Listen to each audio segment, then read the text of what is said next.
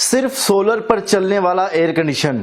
جی ہاں دوستو، آج میں آپ کو ایک ایسے ایئر کنڈیشن کے بارے میں بتانے والا ہوں جس میں آپ ڈائریکٹ سولر پینل کی تاریں لگا کر بآسانی اس کو چلا سکتے ہیں۔ آپ کو نہ تو کوئی اضافی انورٹر یا یو پی ایس لگانے کی ضرورت ہے، نہ ہی آپ کو بیٹری پر پیسہ ضائع کرنے کی ضرورت ہے، اور نہ ہی آپ کو واپڈا دینے کی ضرورت ہے۔ آپ نے جسٹ سولر پینل اس میں ان کرنے ہیں اور آپ کا اے سی بآسانی چل جائے گا۔ اسی جیسے ایک اے سی کی ویڈیو ہم پہلے بھی بنا چکے ہیں جس پر آپ لوگوں نے اتنا اچھا رسپانس دیا کہ ابھی تک 15 لاکھ سے زیادہ لوگ اس کو دیکھ چکے ہیں اور ہزاروں کی تعداد میں گروپس میں شیئر کر چکے ہیں۔ تو آج جس اے سی کی ویڈیو میں بنانے لگا ہوں یہ اس سے زیادہ خصوصیات کا حامل ہے، اور اس کی مین خصوصیت یہ بھی ہے کہ یہ انوریکس کمپنی کا ہے، یعنی آپ کو پاکستان کے ہر بڑے شہر میں بآسانی یہ دیکھنے کو مل جائے گا۔ آج کی ویڈیو میں میں آپ کو اس کی قیمت کے بارے میں بتاؤں گا، اس کی اسپیسیفکیشن کے بارے میں بتاؤں گا،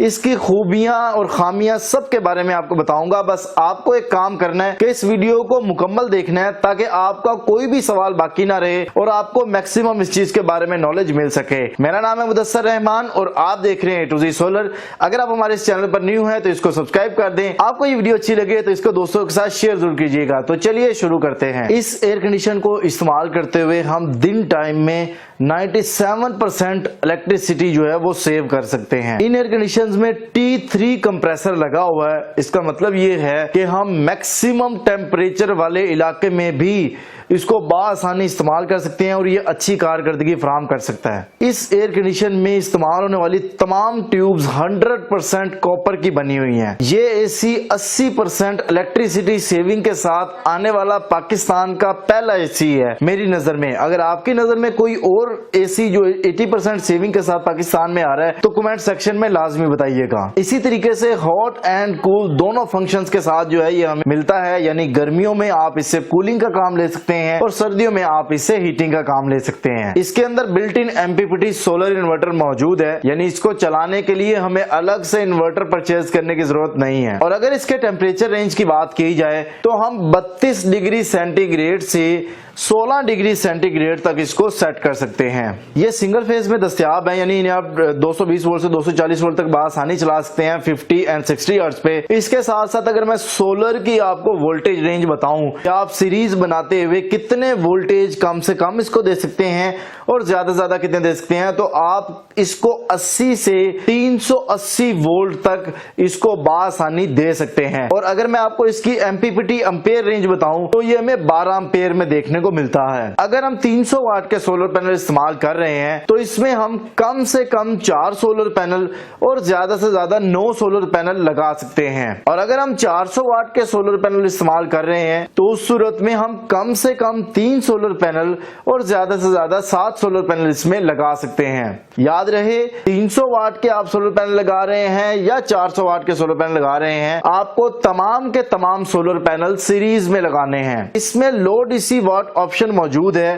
یعنی سولر کی پاور اگر شام کے ٹائم کم سے کم بھی آ رہی ہے تو یہ اس کم سے کم پاور کو بھی کنزیوم کرے گا۔ اس میں ایک اور آپشن بھی ہے جسے کنزپشن مانیٹرنگ کہتے ہیں، وہ بھی اس میں موجود ہے۔ اور اگر اس کے ٹیمپریچر رینج کی بات کی جائے تو ہم 32 ڈگری سینٹی گریڈ سے 16 ڈگری سینٹی گریڈ تک اس کو سیٹ کر سکتے ہیں۔ اور اگر کمپریسر کی بات کی جائے تو اس میں روٹری انورٹر کمپریسر ہمیں دیکھنے کو ملتا ہے۔ اس کا سب سے مین فنکشن جس نے مجھے انسپائر کیا وہ ہے ریئل ٹائم شیئرنگ، یعنی آپ کا سولر اور واپڈا جب آپ دونوں اس کو دے رہے ہوں اور اگر آپ کے سولر سے آنے والی پاور اتنی ہے جتنی پاور سولر اے سی کو چلنے کے لیے چاہیے تو وہ واپڈا ہونے کے باوجود بھی واپڈا کو کنزیوم نہیں کرے گا، ٹوٹلی سولر پر چلے گا۔ لیکن اگر کچھ ایسا ہو جاتا ہے، ویدر کنڈیشن جو ہے وہ چینج ہو جاتی ہے، بادل آ جاتے ہیں یا کچھ ایسا ہو جاتا ہے جس سے سولر کی پاور کم ہو جاتی ہے، یعنی میں اگزامپل کے طور پہ اگر آپ کو بتاؤں کہ اگر اے سی کو 1500 واٹ چاہیے اور ہمارے پاس جو سولر سے آ رہے ہیں وہ 1400 واٹ پاور آ رہی ہے، تو یہ واپڈا سے صرف اور صرف 100 वाट पावर कंज्यूम करेगा, बाकी 1400 वाट जो है वो सोलर से कंज्यूम करेगा। सो इसके इस फंक्शन को हम रियल टाइम शेयरिंग कहते हैं, यानी ये वापडा और सोलर मिक्स होकर काम करता है। अगर वापडा की जरूरत है तो वापडा को ले लेगा, अगर वापडा की जरूरत नहीं है तो ये टोटली सोलर पर चलता रहेगा और ये फुली ऑटोमेटेड है। इसमें कोई भी आपको दिन में, शाम में, रात में कोई भी चेंज ओवर बटन या कुछ भी चेंज करने की जरूरत नहीं है। जब सोलर की रेंज में इसको जरूरत होगी तो ये बिल्कुल फ्री चलेगा। जब सोलर की रेंज थोड़ी सी ज्यादा होगी या आप ये समझते हैं कि आपका सोलर कम हो रहा है तो उस सूरत में क्या होगा कि ये उतनी ही पावर वापडा से कंज्यूम कर लेगा। इसके इस फंक्शन को हम रियल टाइम शेयरिंग कहते हैं। 1 टन एयर कंडीशन में हमें GNCC ब्रांड का कंप्रेसर देखने को मिलता है और इसके साथ साथ अगर मैं 1.5 टन और 2 टन एयर कंडीशन की बात करूं तो उसमें हमें पैनासोनिक कंपनी का कंप्रेसर देखने को मिलता है। अब इसकी पावर कंजप्शन की बात करते हैं कि ये हीटिंग मोड पर 1 टन AC कितनी पावर कंज्यूम करता है और कूलिंग मोड पर कितनी पावर कंज्यूम करता है। अगर मैं 1 टन एयर कंडीशन की बात करूं तो ये कम से कम 150 वाट पावर लेता है और ज्यादा से ज्यादा 1700 वाट पावर लेता है, यानी बाहर का टेम्परेचर और रूम के टेम्परेचर के मुताबिक जो है ये पावर कंज्यूम कर रहा होता है हीटिंग मोड पर। यानी इसकी एवरेज अगर मैं बताऊं तो ये 1170 वाट एवरेज पावर कंजप्शन करता है 1 टन का AC हीटिंग मोड पर। इसी तरीके से अगर मैं 1 टन के AC को कूलिंग पर चलाता हूं तो ये एवरेज हमें 960 वाट पावर कंज्यूम कर रहा होता है।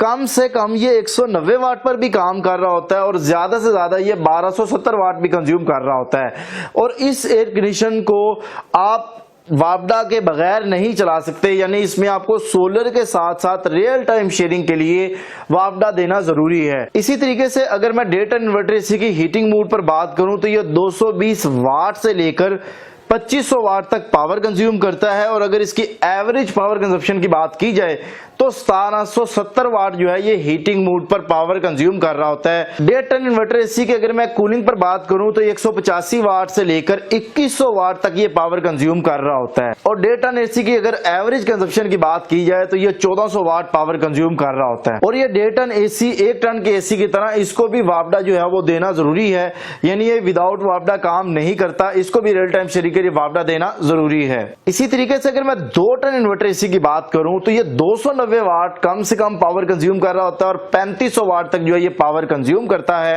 अगर मैं इसकी एवरेज पावर कंजप्शन की बात करूं तो ये 2290 वाट जो है पावर कंज्यूम कर रहा होता है।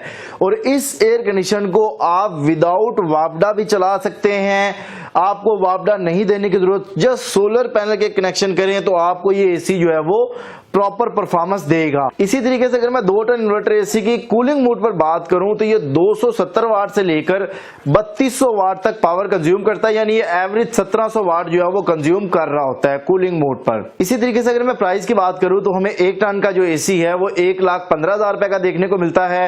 1.5 टन का एयर कंडीशन 1,60,000 रुपए का देखने को मिलता है और 2 टन का एयर कंडीशन अगर मैं कहूं तो ये 2,05,000 रुपए का देखने को मिलता है। यहां पर मैं एक बात आपको क्लियर कर दूं कि ये प्राइस जो है वो वक्त के साथ साथ कम या ज्यादा हो सकती है और इस प्राइस में डिलीवरी वगैरह के चार्जेस नहीं है। अगर आपको ये एयर कंडीशन चाहिए हो तो आप स्क्रीन पर दिए गए नंबर पर राब्ता कर सकते हैं और इसके साथ साथ आपको पाकिस्तान में किसी भी इनोवेरेक्स के डीलर से ये आसानी मिल सकता है। बहुत शुक्रिया आप सब दोस्तों का। अल्लाह ताला आप सब लोगों को खुश रखे, ढेर सारी कामयाबियां, तरक्की अता फरमाए। मिलते हैं नेक्स्ट वीडियो के साथ। अल्लाह हाफिज।